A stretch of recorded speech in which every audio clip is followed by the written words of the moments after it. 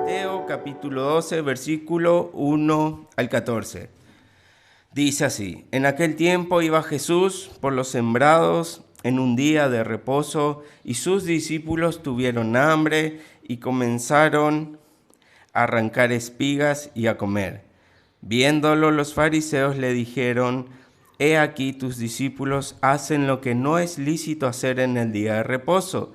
Pero él les dijo: ¿No habéis leído lo que hizo David cuando él y los que con él estaban tuvieron hambre? Cómo entró en la casa de Dios y comió los panes de la proposición, que no les era lícito comer ni a él ni a los que con él estaban, sino solamente a los sacerdotes. ¿O no habéis leído en la ley como en el día de reposo los sacerdotes en el templo profanan el día de reposo y son sin culpa? Pues os digo que uno mayor que el templo está aquí. Y si supieseis qué significa misericordia quiero y no sacrificio, no condenaríais a los inocentes, porque el Hijo del Hombre es el Señor del día de reposo. Pasando de allí, vino a la sinagoga de ellos, y he aquí, había allí uno que tenía seca una mano, y preguntaron a Jesús para poder acusarle: ¿Es lícito sanar en el día de reposo? Él les dijo: ¿Qué hombre habrá de vosotros que tenga una oveja, y si ésta cayere en un hoyo en un día de reposo, no le eche mano y la levante? Pues, ¿cuánto más vale un hombre que una oveja? Por consiguiente, es lícito hacer el bien en los días de reposo. Entonces dijo aquel hombre: extiende tu mano. Y él la extendió y le fue restaurada, sana como la otra. Y salidos los fariseos tuvieron consejo contra Jesús para destruirle. Vamos a orar. Señor, te damos gracias una vez más por tu palabra. Te pedimos que la uses para transformar nuestra vida, nuestro entendimiento, nuestro corazón, que nuestra conducta sea cambiada, que podamos poner por obra todo lo que aprendemos en tu verdad, que tú nos ayudes a hacerlo, que tú nos ayudes a vivir como verdaderos cristianos, habiendo entendido y conocido tu verdad. Te lo pedimos, Señor, todo esto en el nombre de Jesús. Amén y amén. El título de la prédica de hoy le puse: ¿Cómo se ve una falsa religión? Y en el desarrollo de estos versículos, habiendo ya estudiado los detalles que podíamos entender en cuanto a la acusación de nuestro Señor y sus discípulos por parte de los fariseos, ahora vamos a ver el mensaje completo que realmente nos deja ver, y el Señor a través de ello nos va a mostrar cómo no deberíamos ser o cómo no se debería comportar aquellos que realmente dicen y aseguran seguir al Señor. Así que hoy vamos a continuar con nuestro juicio imaginario. En aquella primera parte vimos cómo trataban de imponer ante Jesús y ante sus discípulos la culpa y una acusación para cargar sobre él pecado. Pero de una manera magistral Jesús le mostró, les enseñó, les dio una clase de hermenéutica, de interpretación bíblica, y ellos se fueron más frustrados de los que habían llegado porque no pudieron llevar a cabo su cometido. Nosotros habíamos presentado unos argumentos diferentes a Jesús y claramente podíamos ver que este juicio estaba tranquilamente ganado, sobradamente, porque ninguna ley se había quebrantado. Simplemente estos hombres habían torcido las enseñanzas o buscaban que estas leyes digan lo que ellos querían que digan. Y este es el peligro, o este es en lo que podemos caer cuando nosotros mismos sacamos de contexto la palabra. Esto es a lo mismo que llegan aquellos falsos maestros cuando aparentemente quieren predicar sobre un versículo bíblico, pero sacan la idea que ellos están buscando. Esto era lo que estaban haciéndose estos hombres, pero nos dejaba ver Jesús que tenían un motivo: destruirlo. Sus objetivos eran malvados, su corazón era malvado, y por esa maldad también era su mala y errónea interpretación de la ley de Dios. Ahora, empezando esta nueva parte, este nuevo juicio, nos habíamos saltado, o mejor dicho, habíamos pasado por alto un detalle precioso en estos versículos. En toda esta discusión, en todo esto que venía pasando, Jesús era muy intencionado en sus palabras.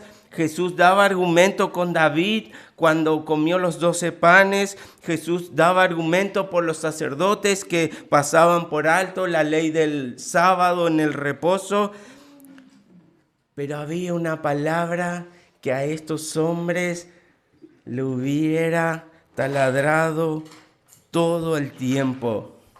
¿No habéis leído?, le dijo Jesús 2 veces. ¿Saben? Y esto es extremadamente importante porque estos hombres, los fariseos, desde niños eran preparados para memorizar la ley. Estos hombres dedicaban su vida para estudiar, memorizar y aprender de la ley. Ellos, su trabajo era dedicar tiempo, interpretarlas, y en esto ellos seguramente se creían que eran muy buenos porque era a lo que se dedicaban. ¿Messi? ¿Acaso no sabes jugar al fútbol? ¿Se imaginan? Bueno, Jesús le estaba diciendo lo mismo. ¿Acaso no han leído? A los fariseos, aquellos que tenían a piel y hueso las leyes, aquellos que no solo sabían la ley de Dios, sino que habían agregado y habían puesto sus propias leyes, sus propios sacrificios para ser más santos. Pero en realidad las palabras de Jesús no eran si ellos conocían. Las palabras de Jesús no eran si ellos recordaban este acontecimiento. No les estaba sacando en cara esto, sino más bien lo que Él les estaba queriendo hacer ver era que estaban malinterpretando.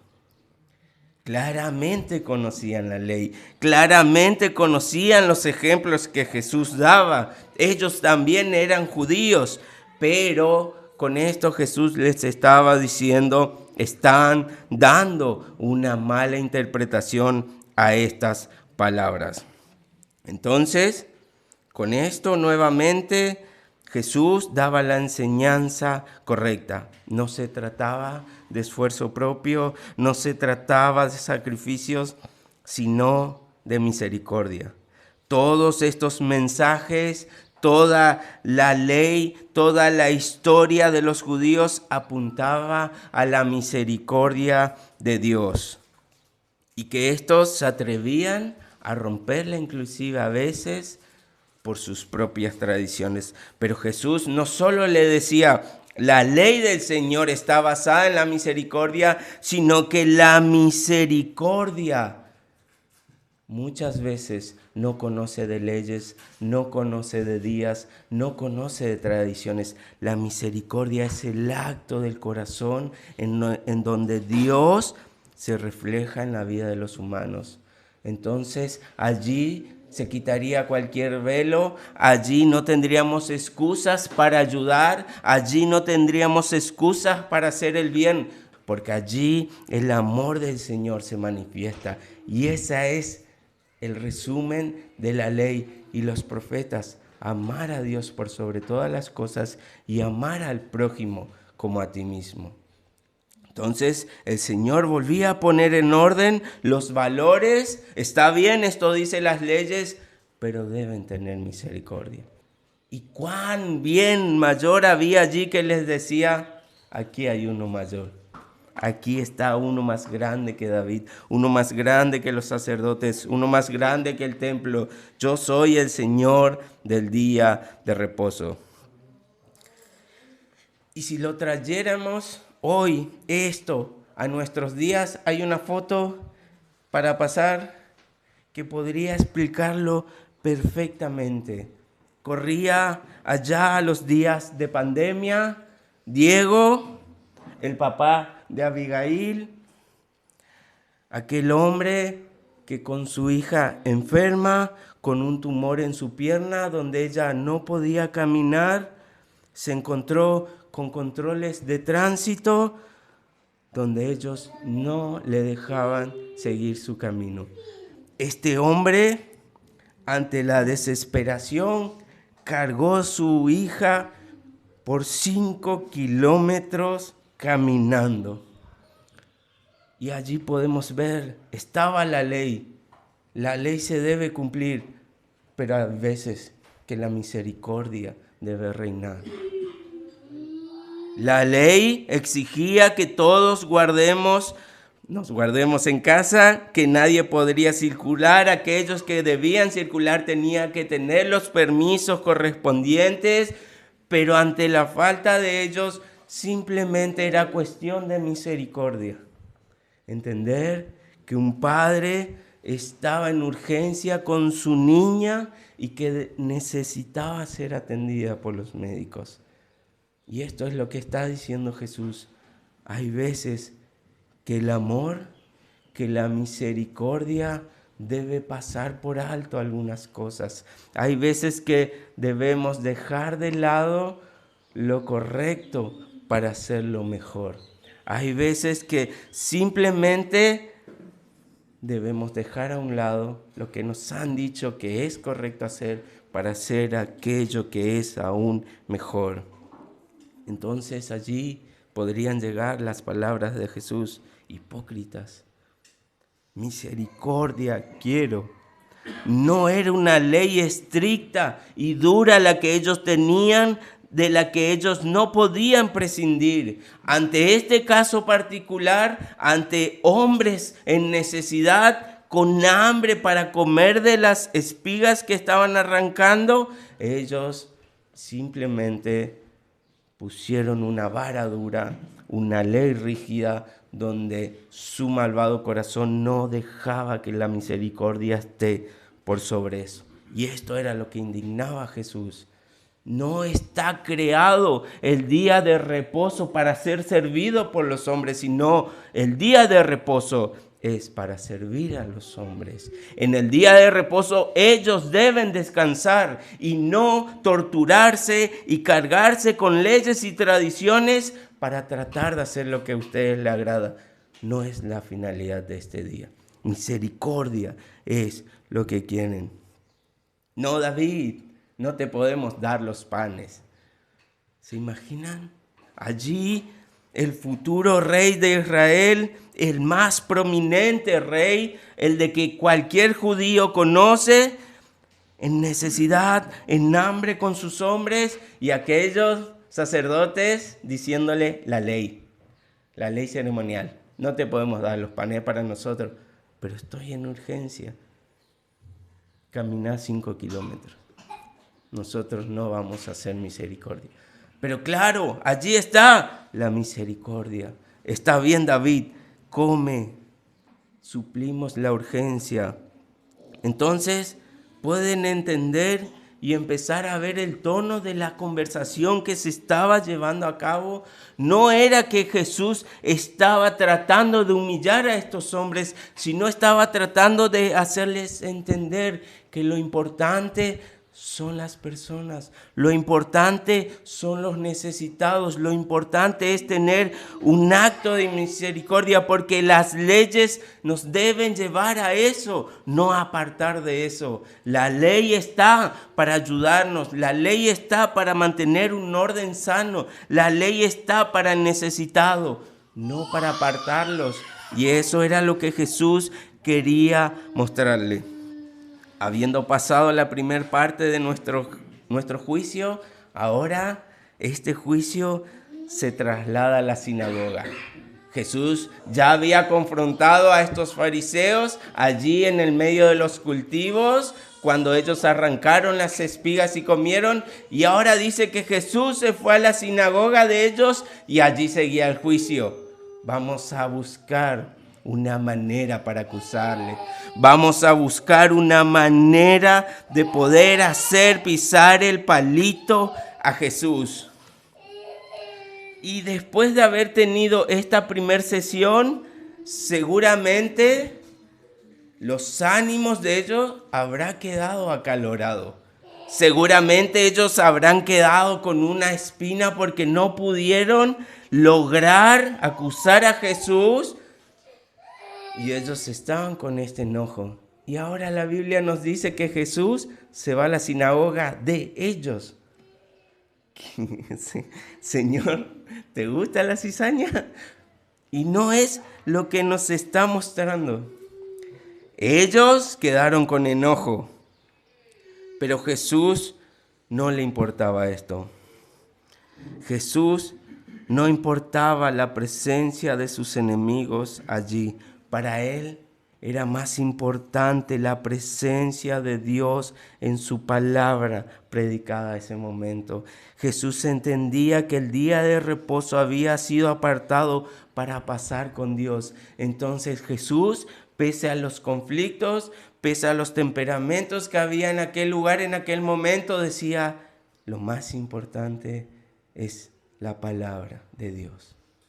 Pese a lo que está sucediendo, pese a que entiendo que estos hombres no desean verme, yo voy a ir a glorificar a mi Padre. Yo quiero estar con Él. Este es el verdadero sentido del día de reposo y yo lo voy a llevar a cabo. Nada podía afectar a Jesús en esa congregación, en esa sinagoga. Su atención, su interés solamente estaba centrado en Dios y no en aquellos que le rodeaban. Su atención estaba puesta en la comunión con su Padre y en la obediencia de descansar en ese día, lo que estos hombres no habían entendido.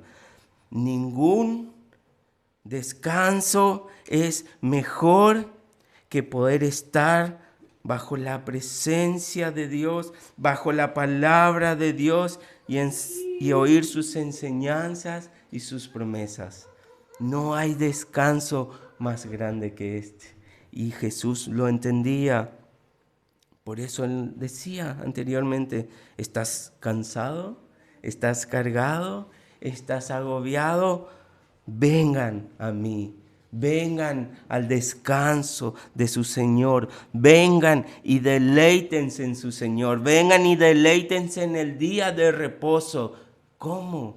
Escuchando su palabra, amándose unos a otros, supliendo la necesidad de los necesitados.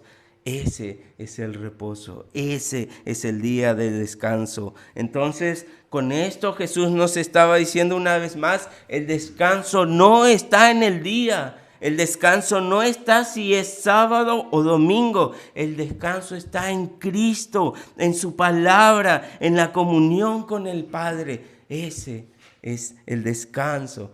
Ese es el día de reposo.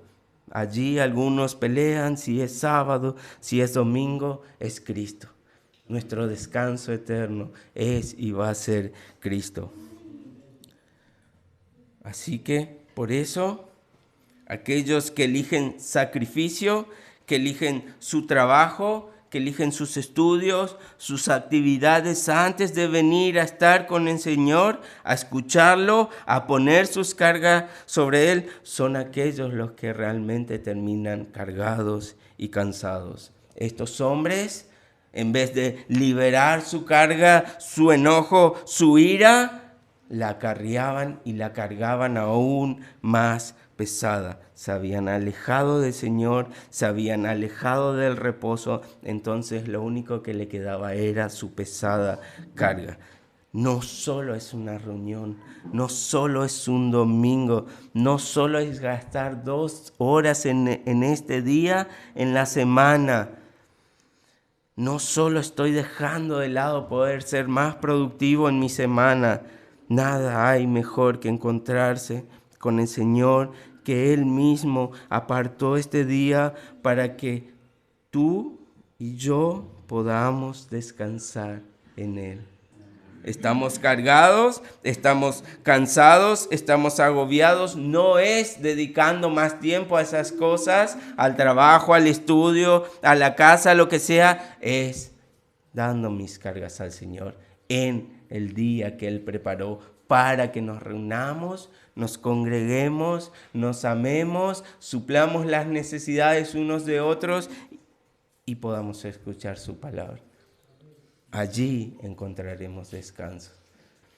Y ahora, en esta parte que se está librando este juicio, había allí un hombre con la mano seca. Jesús se acerca para sanarlo y los fariseos dicen: miren, no pudimos acusarlo con la espiga con que se alimentaran, porque sí, eran nuestros argumentos contra la ley. No era fácil ganar ese juicio. Pero ahora, si lo sana, ahora, si sanan el día de reposo, eso está en la ley. Eso está en nuestra tradición, que no se puede sanar el día de reposo. Ahora vamos a poder acusarlos. Y claro, ellos sabían que este hombre, Jesús, hacía milagros. Ellos sabían, y su fama había corrido por toda esta región porque él se pasaba haciendo señales y milagros. Esta es la nuestra. Este juicio lo tenemos ganado. Entonces allí alguno de ellos, con su malicia en el corazón, dice la pregunta: Maestro, ¿es lícito sanar el sábado, el día de reposo? Esperando la respuesta. Ellos decían: este hombre lo va a sanar y allí estará nuestra ganancia. Todos pensando, vieron a este fariseo, a aquellos colegas, y dijeron: sí, tiene razón, esta es la nuestra, ahora sí lo vamos a atrapar, ahora sí vamos a acusarlo, ahora tendremos argumentos para, si es necesario, apedrearlo hasta la muerte. Ahora nuestros planes de destruirlo se van a poder llevar a cabo. Se está por romper una ley. Y en los paralelos, en Lucas, en este momento dice que Jesús, conociendo los pensamientos de ellos, las intenciones de ellos, le da nuevamente un argumento parecido al de David y al de los sacerdotes. Deuteronomio 22:4. Si viereis el asno de tu hermano o su buey caído en el camino, ¿no te apartarás de él? ¿Le ayudarás a levantarlo? Éxodo 23:4-5. Si encontrares el buey de tu enemigo o su asno extraviado, vuelve a llevárselo. Si vieres el asno del que te aborrece caído debajo de su carga, ¿le dejarás sin ayuda? Antes bien le ayudarás a levantarlo. Jesús le da la respuesta, le dice: ¿acaso no es más importante un hombre que una oveja, que un cabrito, que un asno, que un buey? Claro que sí. Entonces él responde sabiamente. Sus palabras estaban detalladamente dadas a estos hombres. Y Jesús responde: es lícito hacer lo bueno. Ellos esperaban que Jesús apruebe la sanidad el día de reposo, porque esto era pecado para su tradición, pero Jesús dice: entiendo lo que están buscando. Puedo ver la maldad en su corazón y en sus intenciones. Sí, es lícito hacer lo bueno. Tremendo. Todos ahora entonces más furiosos que antes, porque ellos esperaban que él diga que era lícito sanar y que sane a este hombre para poder acusarlo.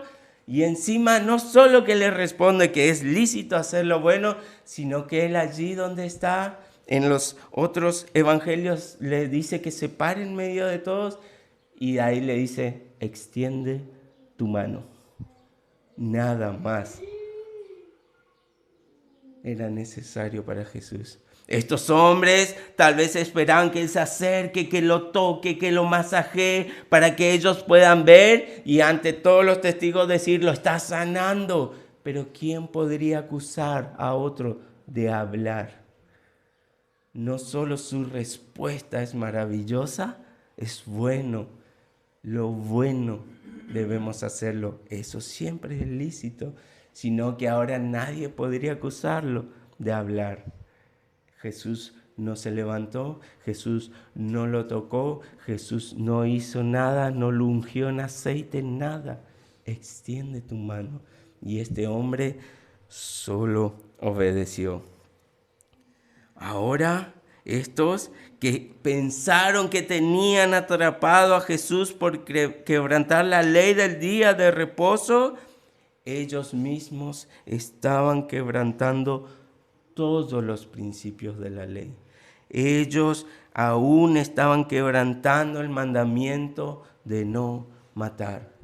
Ellos tratando de lograr que Jesús cometa un pecado, un error, algo con que juzgarlo. Ellos mismos ya habían roto todas las leyes. Ellos mismos ya habían incluso roto la ley del Señor, porque la ley dice, los 10 mandamientos dicen, no matarás. Y ellos en su corazón deseaban hacerlo. Y Jesús ya había enseñado, si tan solo piensas, si tan solo le dices, maldices, eso ya cuenta como asesinato. Estos hombres habían pecado gravemente tratando de hacer que este hombre peque. Y aquí llega la primera enseñanza del Señor. Pone en medio de todos los hombres al necesitado, al hombre de la mano seca. Jesús esperaba encontrar en todos allí a alguien que se compadezca de este hombre. Jesús miraba a la multitud y veía la necesidad, y Él lo hace pasar en medio de todos para que alguien reconozca la necesidad y la supla. Pero la maldad de sus corazones solamente buscaban destruir a este hombre y no podían ver la necesidad. Mientras a ellos no le importaban los hombres, mientras que a estos fariseos no le importaba lo que la ley le decía que debía importarle, Jesús estaba tratando de mostrarle cuál era el mensaje. Es misericordia. No pueden ver que su egoísmo los está cegando. No pueden ver que su maldad por tratar de hacerme daño a mí lo está desviando de hacer lo que deberían hacer. ¿Por qué no lo están ayudando? ¿Por qué no han hecho nada con él? ¿No ven su mano? ¿No ven que está en necesidad? Hay un libro apócrifo que da detalles de esto. No quiero decir que haya sucedido esto, pero dice que este hombre era un albañil y que este hombre se había acercado a Jesús y le había pedido que lo sane porque él no quería mendigar. Pese a que esto sea o no válido, podemos entender este mensaje. Podemos entender que era la necesidad. Jesús en misericordia estaba supliendo la necesidad, pero estos que decían ser buenos, estos que decían estudiar la ley, estos que se ponían cargas en sus tradiciones para parecer más bueno, realmente no lo eran. Porque cuando veían a alguien verdaderamente necesitado, no hacían nada con él. Preferían hacer lo malo antes que lo bueno. Preferían pelear y buscar hacer pecar a un hombre antes que darle ayuda al necesitado. Y esto se ve en la India, aquellos hombres que tienen e idolatran a las vacas. Su pensamiento es, cuidemos a estos animales, démosles de comer para que nos bendiga, para que no haya necesitados. Pero la comida de ese animal le está desprotegiendo a los verdaderos necesitados. Esta comida que estoy dándole a este animal tratando de que nos bendiga para que no haya misericordia y necesidad, deberían estar puestas en los hombres que necesitan y no en los animales. Jesús estaba mostrando eso mismo, exactamente lo mismo. Es al necesitado. Debemos ir a Él, debemos acudir a Él, debemos suplir su necesidad. No hacer algo para que alguien más lo llegue a hacer. Yo debo hacerlo. Si soy cristiano, si soy un hombre de Dios, debo ver la necesidad del otro. El bien y la misericordia, la necesidad y las urgencias no conocen de días, no conocen de leyes, no conocen de religiones. Y allí el amor de Dios se debe manifestar. No hacer lo bueno en sábado es tan pecaminoso como no hacerlo en cualquier otro día. Nadie que conozca a Dios podría permanecer indiferente ante la urgencia, la necesidad del prójimo que necesita ser socorrido. ¿Pueden entenderlo? Hermano, necesito de tu ayuda, necesito ir rápido al hospital. Voy a orar por vos. Dame media hora. No es una urgencia, por favor. Acudamos al Señor, busquemos un versículo. No. La necesidad, la misericordia, allí es donde se debe poner en práctica. Esta práctica debe ser continua en esta misericordia. El amor que ama sin tener en cuenta la necesidad del prójimo, sino tan solo la necesidad.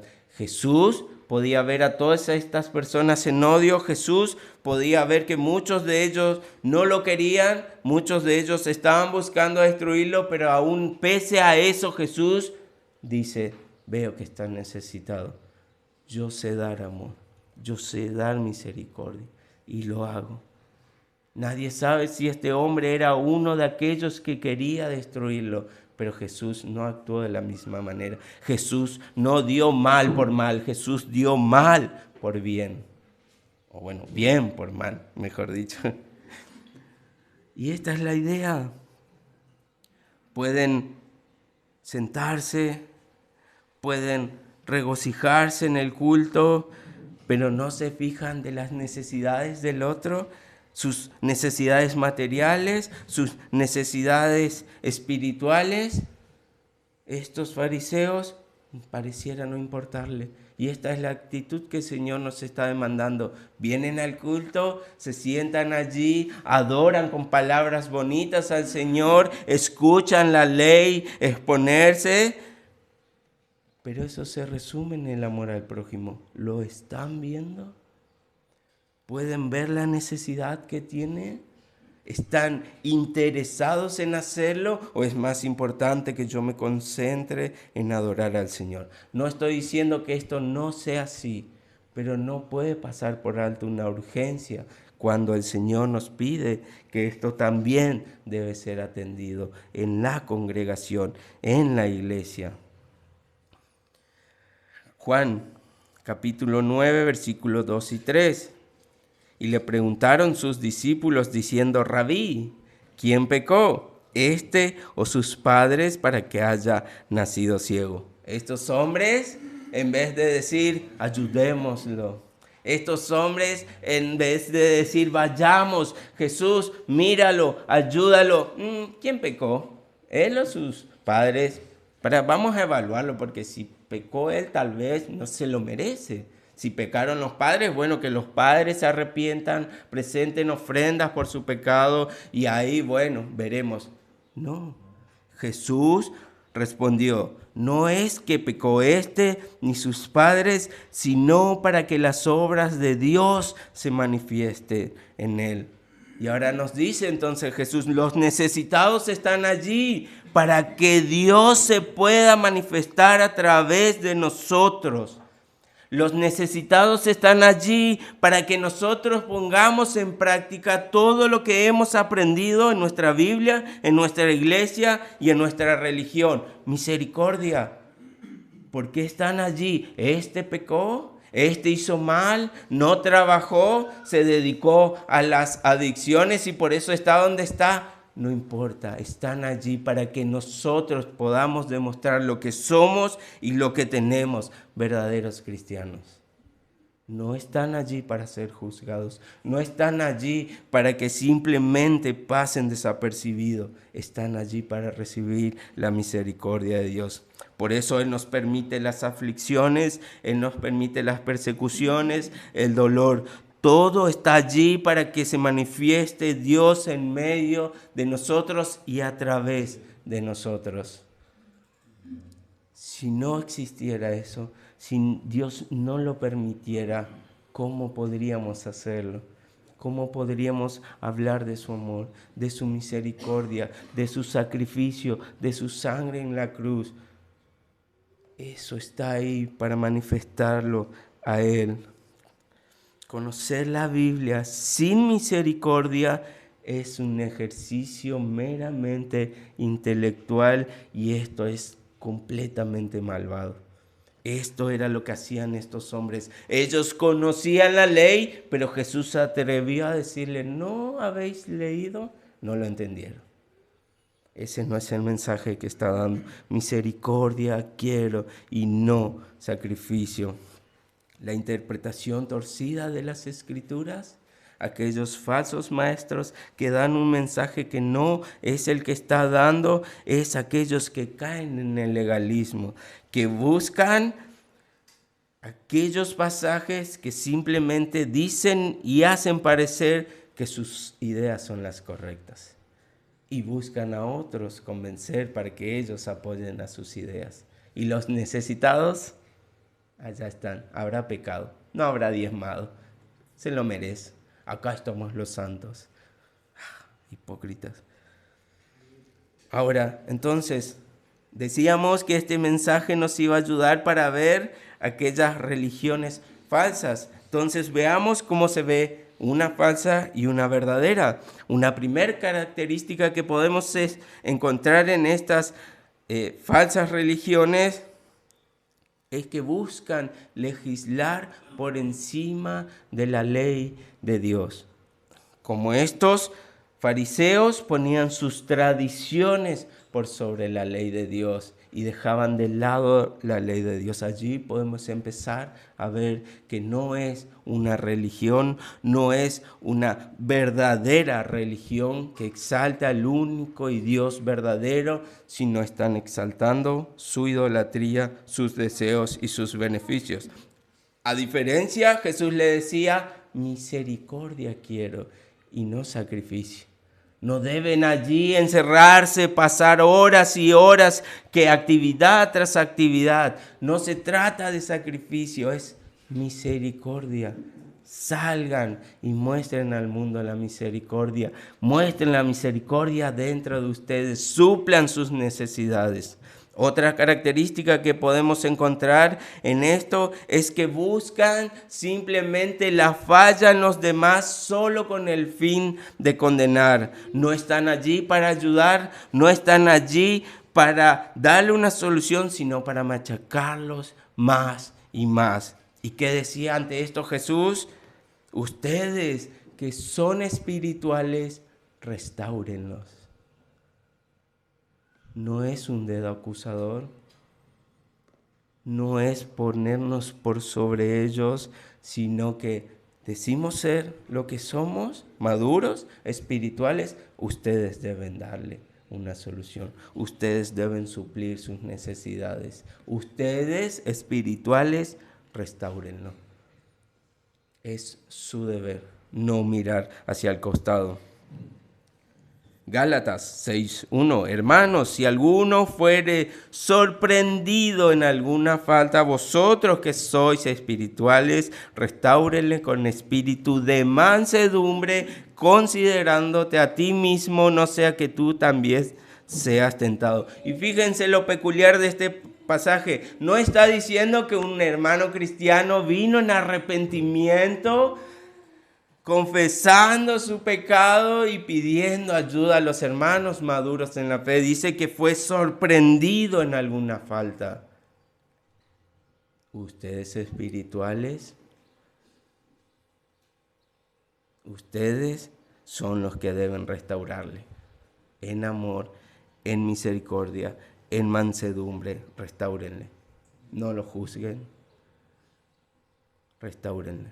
Eso es lo que nos dice el Señor. Otra característica que podemos ver en las falsas religiones es que condenan a los inocentes porque no saben qué es la misericordia, sino que todos los parámetros que ellos ponen es en cuanto a lo que ellos pueden lograr o lo que ellos pueden hacer.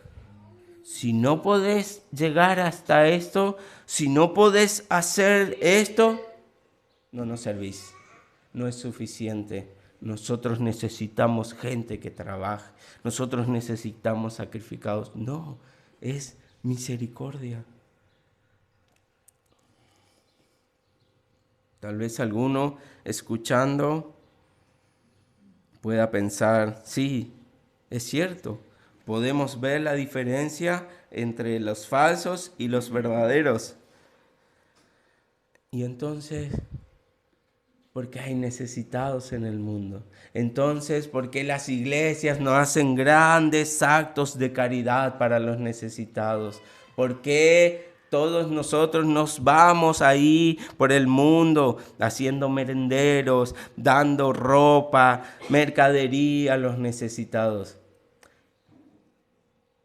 Y puede ser una buena pregunta, siendo que tenemos la respuesta para ello.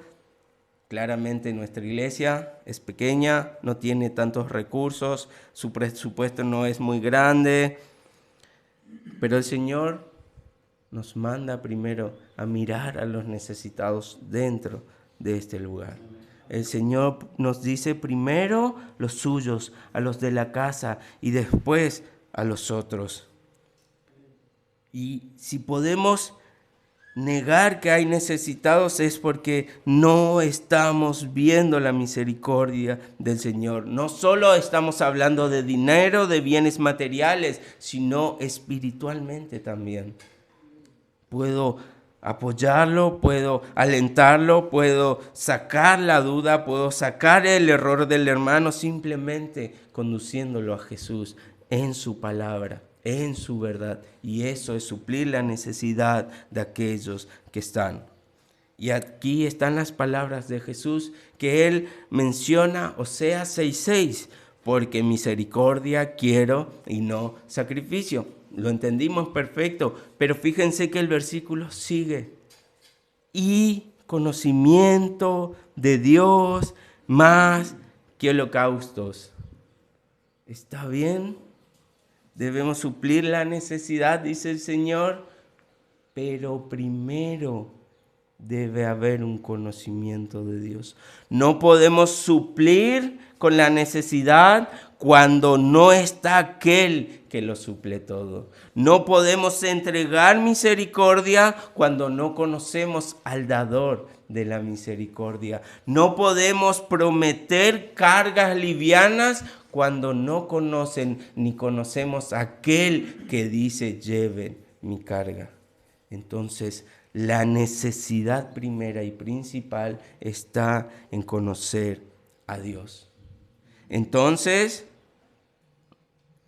hoy alguno podría decir, y lo veríamos como hipócrita, voy a ayudar a una familia que está en necesidad, pero en la iglesia también hay necesidad. No.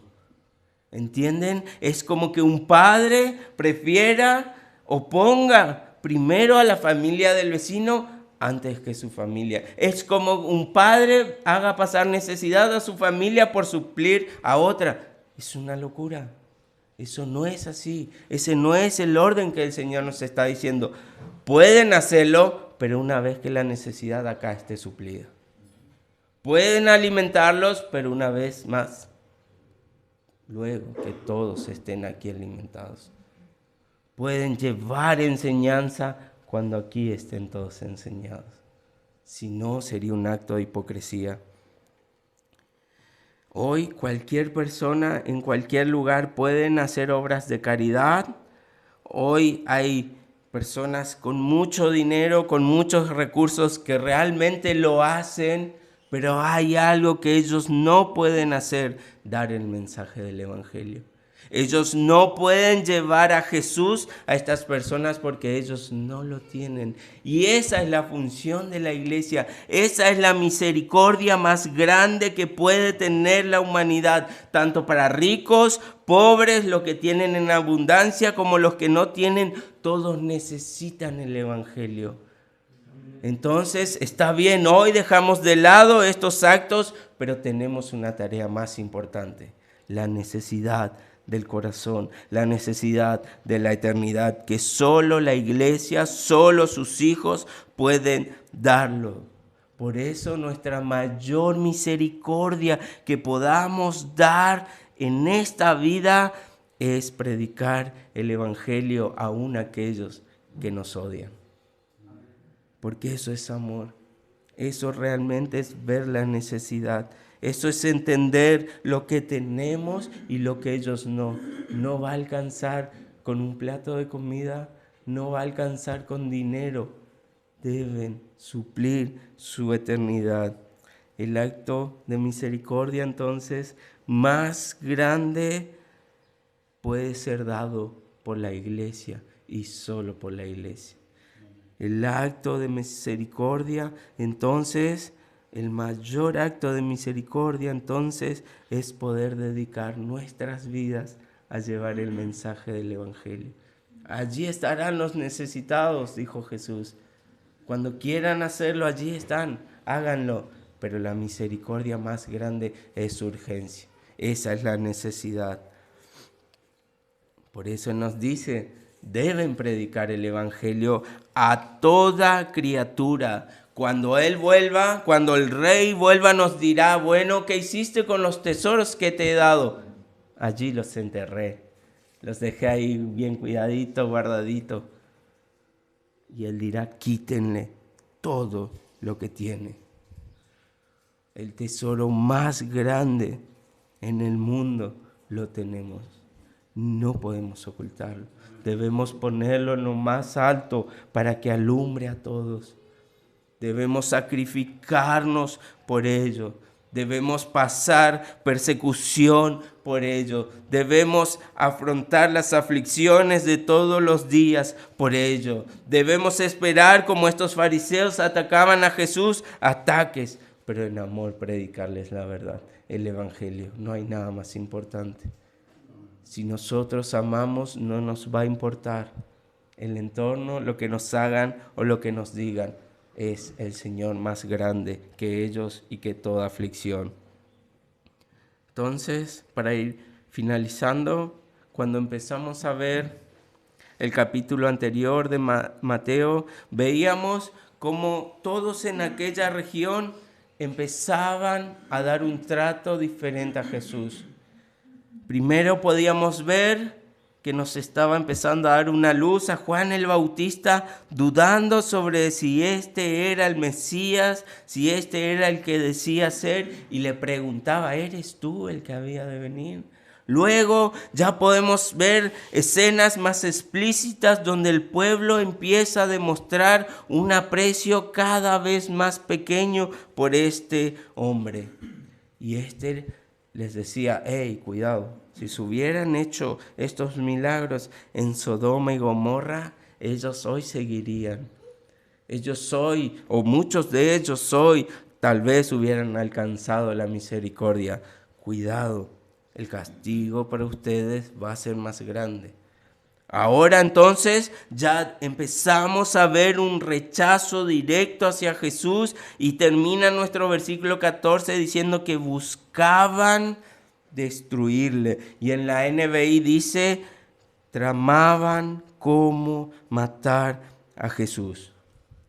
Lo que comenzó en dudas seguía en menosprecio, que luego se volvería en un rechazo tan grande al punto de planear su muerte, y que esto termine en una muerte de cruz.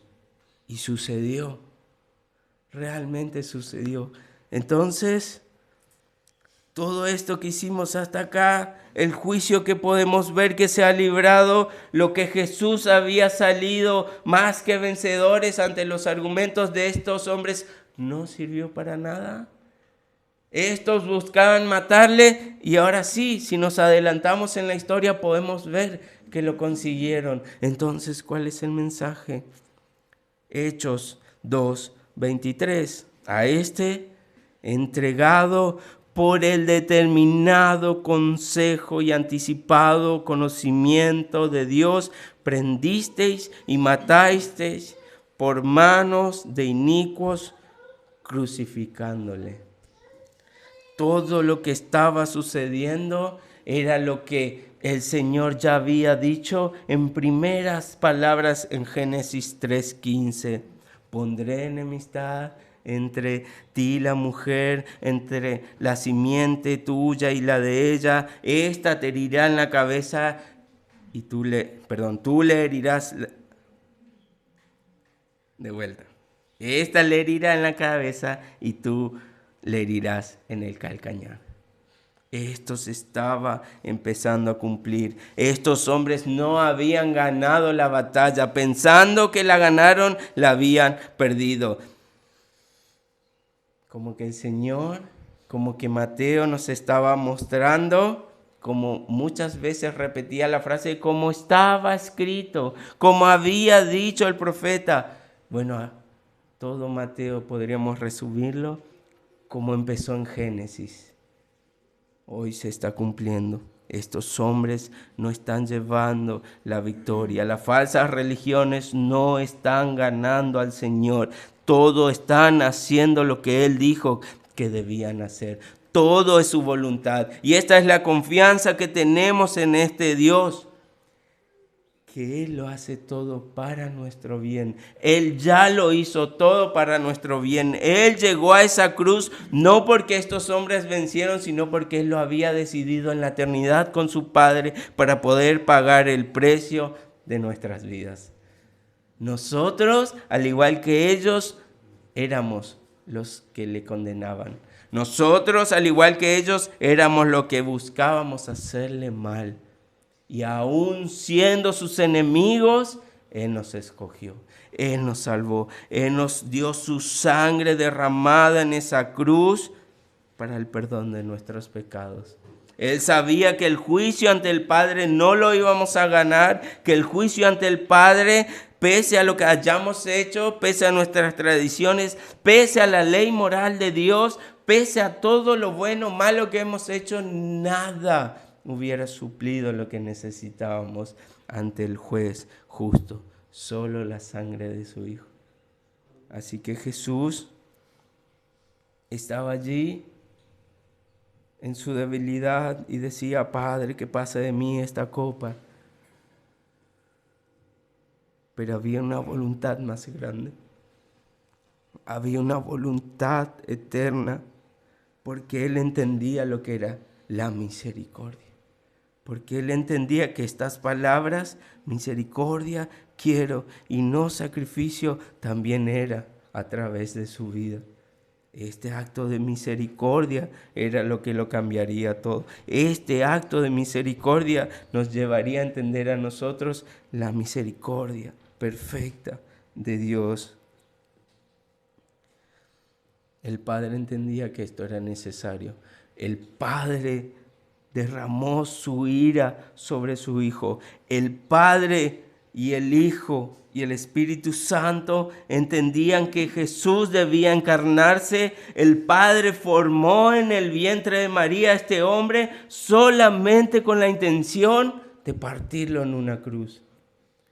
Todo lo que se había formado en Jesús, en su cuerpo carnal, en su vida, era con un objetivo: pagar el precio de muerte de cruz, derramar su sangre por aquellos que eran sus enemigos.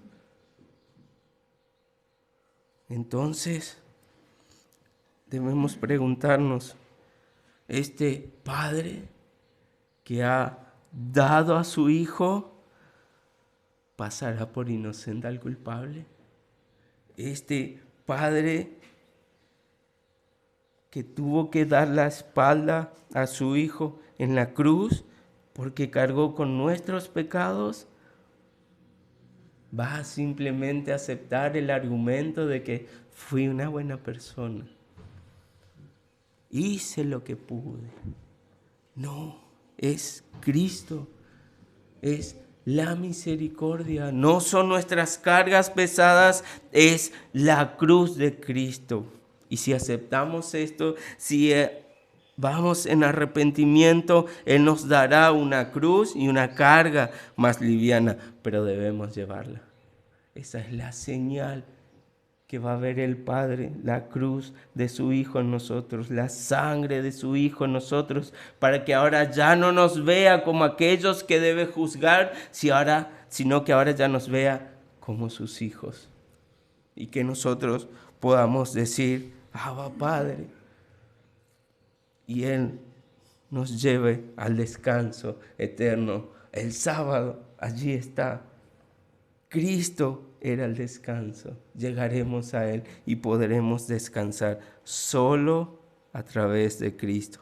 Él es el camino, la verdad y la vida. Amén.